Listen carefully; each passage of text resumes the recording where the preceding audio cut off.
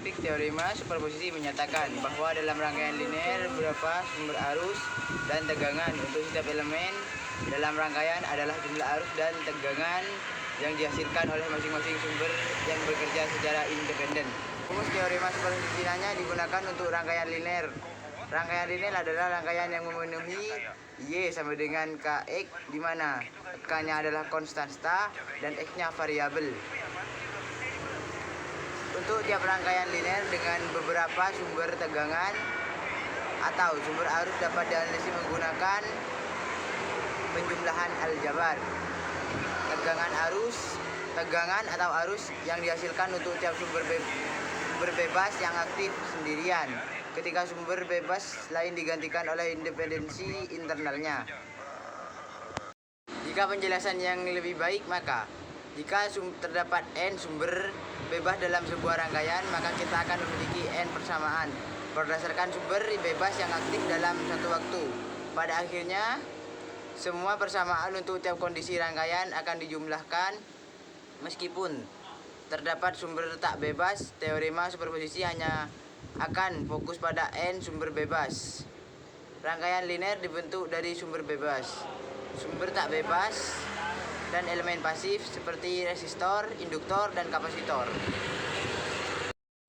Teorema Thevenin adalah salah satu teori elektronika atau alat analisis yang menyederhanakan suatu rangkaian rumit menjadi suatu rangkaian sederhana dengan cara membuat suatu rangkaian pengganti yang berupa sumber tegangan yang dihubungkan secara seri dengan sebuah resistensi yang ekuivalen. Teorema Thevenin ini sangat bermanfaat apabila diaplikasikan pada analisis rangkaian yang berkaitan dengan daya atau sistem baterai dan rangkaian interkoneksi yang dapat mempengaruhi satu rangkaian dengan suatu rangkaian lainnya. Teorema Thevenin ini ditemukan oleh seorang insinyur yang berasal dari Prancis, yaitu M.T.L. Thevenin. Berikut ini adalah langkah-langkah untuk menganalisis dan menghitung suatu rangkaian linear dengan menggunakan teorema Thevenin. Lepaskan resistor beban, hitung atau ukur tegangan rangkaian terbuka. Tegangan inilah yang disebut dengan tegangan Thevenin atau Thevenin voltage. Yang kedua, lepaskan sumber arus listrik dan hubungkan sumber tegangan.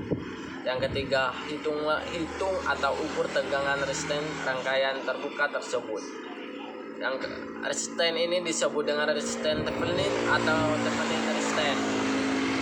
Yang keempat, gambarkan lagi suatu rangkaian baru berdasarkan pengukuran yang dilakukan pada langkah-langkah, yaitu tegangan rangkaian terbuka.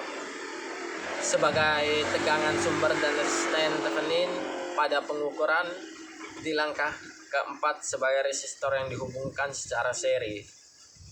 Selanjutnya, hubungkan kembali resistor beban yang kita lepaskan di langkah pertama. Rangkaian ini sebagai rangkaian ekuivalen Thevenin atau rangkaian rumit yang telah disederhanakan. Berdasarkan teorema Thevenin, langkah yang terakhir adalah temukan arus listrik yang melalui resistor beban tersebut dengan menggunakan hukum Ohm dalam kurung IT sama dengan FTH atau ke kurung RTH plus RL tutup kurung. Baik, pada kesempatan kali ini di sini saya akan menjelaskan tentang teorema Norton. Apa itu teorema Norton? Teorema Norton menunjukkan bahwa keseluruhan jaringan listrik tertentu kecuali beban dapat diganti dengan rangkaian ekuivalen yang hanya mengandung sumber arus listrik independen dengan sebuah resistor yang terhubung secara paralel. Nah, sedemikian hingga hubungan antara arus listrik dan tegangan pada beban tidak berubah. Nah, rangkaian listrik baru hasil dari aplikasi teorema Norton disebut dengan sirkuit ekuivalen Norton. Nah, teorema ini dinamakan sesuai dengan penemunya, seorang insinyur yang pernah bekerja pada Bell Telephone Laboratories yang bernama E.L. Norton. Ditentukan sebuah jaringan listrik, sebuah pada gambar dan bagian dalam kotak hitam yang akan dicari sirkuit ekuivalennya nilai sumber arus tersebut. Nah, kita lanjut pada video pembahasannya. Saya punya sebuah contoh, yaitu pada teorema Norton. Yang pertama kita gambar dulu.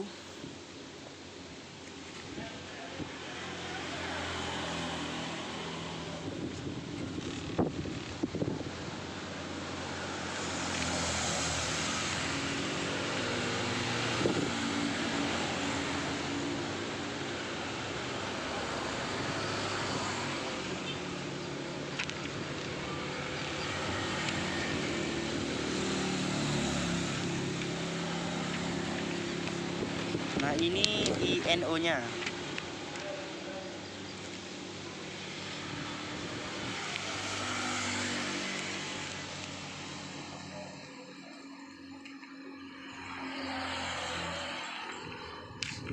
Ini A, ini B. Nah, langkah yang pertama kita kan disuruh ditentukan sebuah jaringan listrik seperti pada gambar ini dalam kotak hitam yang akan dicari sirkuit ekuivalennya itu nilai sumber arus INO. Nah, langkah yang pertama untuk mengetahui nilai tersebut, kita itu harus mengetahui arus INO-nya dulu.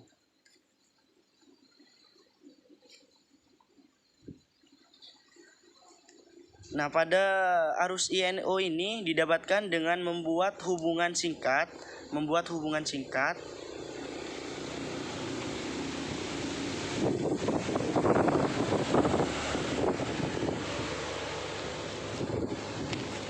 yaitu antara terminal A dan B. Dan langkah yang kedua itu, sedangkan nilai resistor pengganti RNO dapat dihitung dengan mematikan semua sumber tegangan,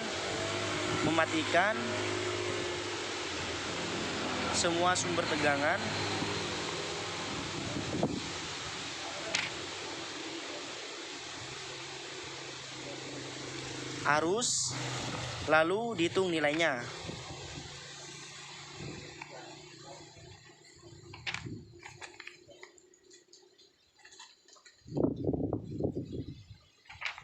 Nah, langkah yang ketiga itu kita dapat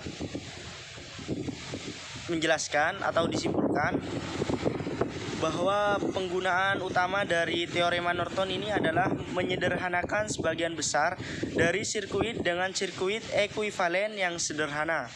Mungkin itu saja yang bisa saya jelaskan, kurang lebihnya saya mohon maaf. Assalamualaikum warahmatullahi wabarakatuh. Baik, di sini saya akan menjelaskan tentang apa itu teorema Millman. Teorema ini dikemukakan oleh Millman untuk lebih menyederhanakan lagi cara menghitung dibandingkan cara menghitung teorema sebelumnya. Teorema ini menggunakan konsep rangkaian pengganti. Teorema ini juga sering disebut teorema transformasi sumber, baik dari sumber tegangan yang dihubungkan dengan resistansi sumber arus yang dihubungkan dengan resistansi yang sama atau selanjutnya. Teorema ini berguna untuk menyederhanakan rangkaian dengan sumber tegangan atau multi sumber arus menjadi satu sumber pengganti. Untuk lebih jelasnya, mari kita ke contoh soal. Baik, di sini kita punya contoh soal, tentukan I dengan teori Millman. Kita punya rangkaian seperti ini. Hal pertama yang kita lakukan adalah menentukan sumber arus dari 8 ampere ini dan 4 ampere. Karena arusnya berbeda, maka kita bisa menggunakan rumus I1 sama dengan 8 kurangi 4 sama dengan 4 ampere. Sehingga hasilnya seperti ini.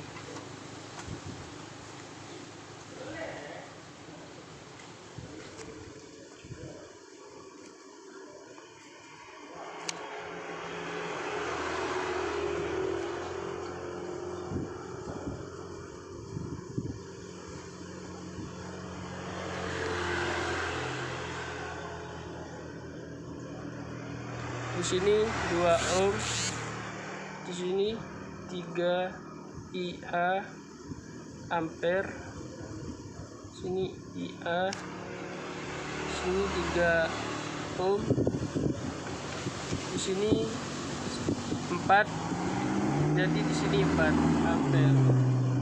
Selanjutnya menentukan arus dari 3 IA ini dengan 4 ampere.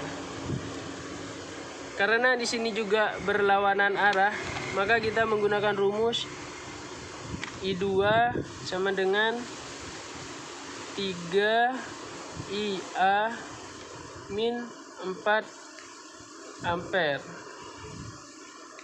Nah, selanjutnya adalah kita menghitung rumus selanjutnya kita buat rangkaian yang ini di sini.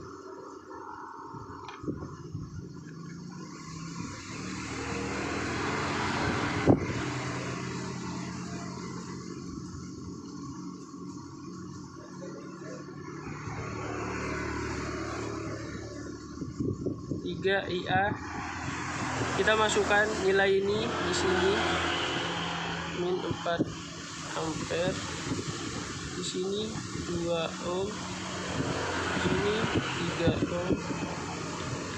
Nah, selanjutnya adalah kita akan menghitung dengan rumus pembagi arus, yaitu IA sama dengan R di sini 3/3 plus 2 dikali 3 IA min 4 ampere. Hasilnya IA sama dengan 3 ampere. Sekian penjelasan tentang teorema Millman. Kurang lebihnya mohon maaf. Wassalamualaikum warahmatullahi wabarakatuh. Baik, di sini saya akan menjelaskan tentang teorema substitusi. Nah, teorema substitusi menyatakan bahwa tegangan pada setiap cabang atau arus yang melalui cabang suatu jaringan diketahui. Cabang tersebut dapat diganti dengan kombinasi berbagai elemen yang akan menghasilkan tegangan dan arus yang sama melalui cabang tersebut. Nah, dengan kata lain, teorema substitusi mengatakan bahwa untuk kesetaraan cabang, tegangan dan arus terminal harus sama. Nah, penjelasan teorema substitusi secara jelas kita bisa menerjemahkan bahwa dapat dikatakan teorema substitusi adalah penggantian suatu unsur dengan unsur lain yang setara dalam suatu jaringan jika suatu elemen digantikan atau digantikan oleh suatu sumber tegangan atau arus yang tegangan dan arusnya yang melintasi atau melalui elemen tersebut tidak akan berubah seperti jaringan sebelumnya. Mungkin itu saja yang bisa saya sampaikan, kurang lebihnya saya mohon maaf. Baik, selanjutnya di sini saya akan menjelaskan tentang teorema transfer daya maksimum. Teorema transfer daya maksimum menyatakan bahwa untuk memperoleh daya eksternal maksimum dari sumber daya dengan hambatan dalam, hambatan beban harus sama dengan hambatan sumber jika dilihat dari terminal keluarnya. Teorema tersebut menghasilkan perpindahan daya maksimum dari sumber daya ke beban dan bukan efisiensi maksimum dari daya berguna dari total daya yang dikonsumsi. Jika resistansi beban dibuat lebih besar dari resistansi sumber, maka efisiensi meningkat, atau karena persentase daya sumber yang ditransfer ke beban lebih tinggi. Namun besarnya daya beban berkurang karena resistansi total rangkaian meningkat. Teorema ini dapat diperluas ke rangkaian arus bolak-balik yang mencakup reaktansi dan menyatakan bahwa transfer daya maksimum terjadi ketika impedansi beban sama dengan konjugat kompleks impedansi sumber.